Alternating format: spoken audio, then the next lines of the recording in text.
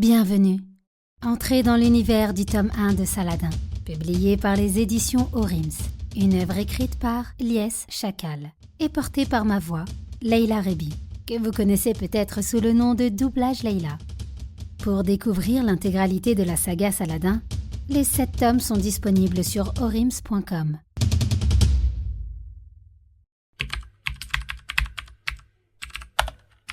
Acte 5. Quelques semaines après la naissance de Saladin. Amina, la maman de Saladin, était inquiète après ce que venait de lui raconter son fils. Elle qui, des années durant, pensait avoir protégé son fils d'un mauvais sort, c'était du moins son intime conviction, se retrouva rattrapée par le destin. Acculée comme jamais, elle dut, à son plus grand désespoir, se soumettre à cette étrange destinée qui, il y a 1 an à peine, lui avait déjà occasionné une première affliction. Pour mieux comprendre les inquiétudes d'Amina, il nous faut revenir un peu plus de 12 années en arrière. Saladin avait quelques semaines seulement lorsque son père décida de se rendre en Algérie, avec son épouse pour fêter la naissance de leur premier enfant, suivant en cela la tradition musulmane dite de la Aqiqa. Cette tradition consiste à sacrifier 2 agneaux pour un garçon, un seul si c'est une fille, et de les cuisiner afin d'en faire profiter famille, voisins et amis. Ce moment de fête et de partage était important pour Arslan, le père de Saladin, qui s'était fait un point d'honneur à convier tous les habitants du village des Aytichir. Il se sentait redevable des années passées en leur sein et surtout redevable de la tradition. Il se rendit au marché aux bestiaux afin de choisir les meilleures bêtes. On comprend que, compte tenu du monde attendu, 2 petits agneaux seraient de bien maigre pitance pour nourrir tous ces hommes qui ne tarderaient pas à se transformer en ogres. Il entreprit donc d'acheter 2 bœufs. Les festivités battaient leur plein lorsque quelques villageois s'attroupèrent pour observer la venue d'un personnage bien connu ici. La clameur qui montait de ce petit conciliabule interloqua Arslan qui se décida à aller aux nouvelles. « Quelque chose d'anormal » lança-t-il.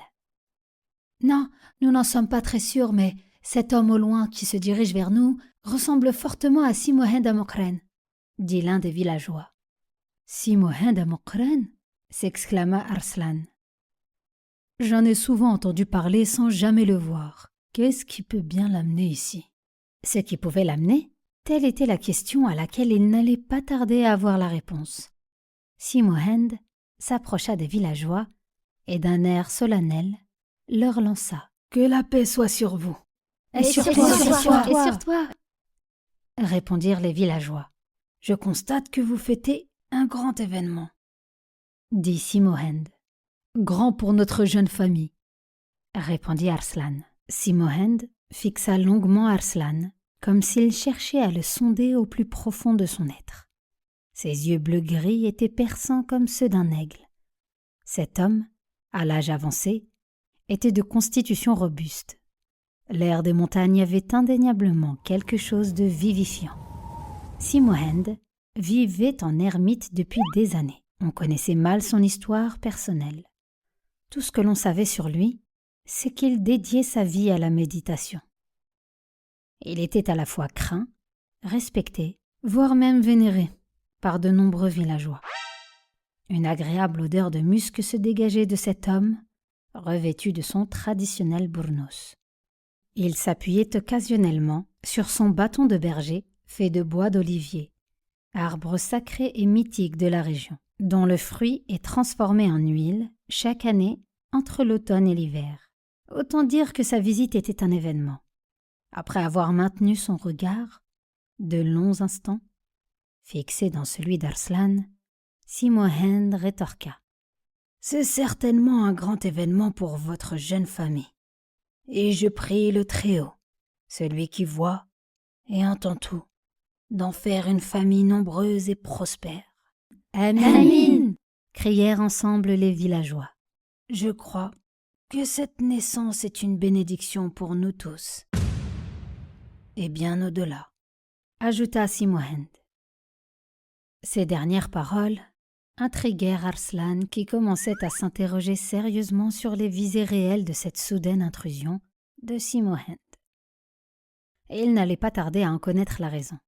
En effet, Simohind insista pour voir l'enfant. Bien que décontenancé par cette demande, Arslan s'exécuta et ne pouvait refuser la requête du vieil homme au risque que ce refus ne soit interprété comme une effronterie et un manque d'égard à son endroit. Sa femme, qui suivait la scène depuis le seuil de la maison, n'était pas rassurée du tout, d'autant plus qu'Amina était étrangère au village.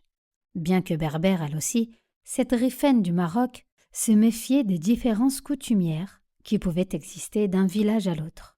Que dire alors d'un pays à l'autre? Son mari n'était plus très loin d'elle. Suivi de près par Simohind, elle remarqua l'air inquiet d'Arslan. « Voici Simohind, » lui dit-il. « Le sage est l'homme pieux de notre contrée. Il est venu nous féliciter pour la naissance de notre fils et souhaiterait le voir. » Amina alla chercher l'enfant à contre-cœur. Elle ne pouvait offenser son mari devant les villageois en s'opposant à sa demande. Après avoir disparu quelques minutes, elle revint avec l'enfant dans les bras. Il était recouvert d'épaisses couvertures afin de le protéger du froid qui commençait à s'installer peu avant le crépuscule. Simohind s'approcha de l'enfant et murmura des invocations inaudibles. Il n'était pas totalement satisfait et exigea qu'on découvrît les épaules du bébé. Amina interrogea du regard son mari et manifesta, en plus de son étonnement, une forme de désapprobation qu'Arslan s'empressa de contenir en lui faisant un signe de la tête. Elle souleva, une à une, les couches de couverture qui enveloppaient l'enfant jusqu'à ce qu'apparaissent les épaules de Saladin. Les yeux de Simohind se fixèrent sur un endroit précis, la partie située au dos, entre les deux omoplates, non loin des dernières vertèbres cervicales. Son visage s'illumina soudain d'un sourire qui fit immédiatement place à un air grave. Il prit le père de Saladin par la main et l'emmena hors des regards. L'histoire des prophètes nous enseigne qu'ils furent presque tous porteurs d'une tache de naissance spécifique située au milieu des épaules, signe de la prophétie. Même si nul prophète ne viendra après notre noble Seigneur Mohammed, que la paix et la bénédiction de Dieu soient sur lui, ton fils ne sera donc pas un prophète, bien sûr, mais il est destiné à un avenir singulier. J'ai longtemps attendu ce moment, et je commençais même à désespérer de jamais le vivre. Je vais te confier un anneau que nul ne devra porter avant lui. Il est serti d'un corail rouge, typique de nos fonds marins. Quand il atteindra l'âge d'accomplir ses prières, n'oublie surtout pas de lui remettre. Cet anneau porte un nom. On l'appelle l'anneau de Zaman. Avec tout le respect que j'ai pour vous, Simohind, je ne comprends pas pourquoi toutes ces énigmes et tous ces mystères. J'ai un peu de mal à croire à tout cela. Ce n'est qu'un enfant comme les autres. Le temps des miracles sont révolus, que je sache. Lui rétorqua Arslan, qui commençait à montrer quelques signes de nervosité. Mon fils, le savoir est une mer sans rivage. Il embrasse tout et ne connaît donc aucune limite. Ce que tu ignores aujourd'hui ne signifie pas que tu ne le découvriras pas demain. Les gens sont ici fiers de toi parce que tu as fait de brillantes études et obtenu un diplôme chez nos ennemis d'hier. Que ta science, dans le domaine que tu as étudié, n'aveugle pas ton cœur sur les réalités et significations profondes du monde dans lequel nous vivons. Dieu a ses desseins que nul ne peut pénétrer. Vous avez raison, Simohind. Je suis désolé d'avoir réagi de la sorte. Notre vie matérielle, aussi trépidante soit-elle, nous éloigne souvent de notre vie spirituelle.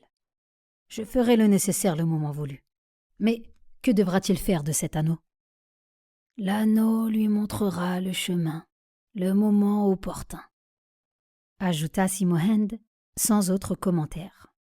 Il est temps pour moi de vous quitter. Que Dieu vous préserve et n'oublie surtout pas de respecter le pacte que tu viens de sceller avec moi. Arslan lui fit un signe de la tête qui pouvait traduire soit son approbation, soit son dépit. C'est selon. Il suivit du regard Si Mohand s'éloigner. Cet homme, ce Si Mohand, dégageait une sérénité et une aura sans équivalent dans la région, se dit Arslan. Sa raison avait engagé un bras de fer muet avec son cœur. Lequel des deux devait triompher? Arslan choisit de ne pas arbitrer. Après tout, quelle idée d'avoir donné un nom à un vulgaire anneau d'argent. Joliment ciselé, certes, et serti d'un corail d'un rouge pourpre très rare. Et quel nom, se disait-il encore. Zaman, rien que cela. Zaman, en arabe, signifie le temps. Arslan ne pouvait le savoir, mais l'anneau portait bien son nom.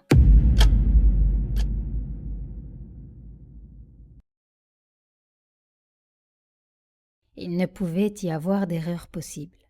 Elle se dit, à cet instant, que rien ne pouvait empêcher le destin de s'accomplir.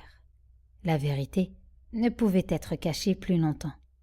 Elle fixa son enfant d'un regard attendri et triste, comme s'il s'apprêtait à partir pour un long voyage.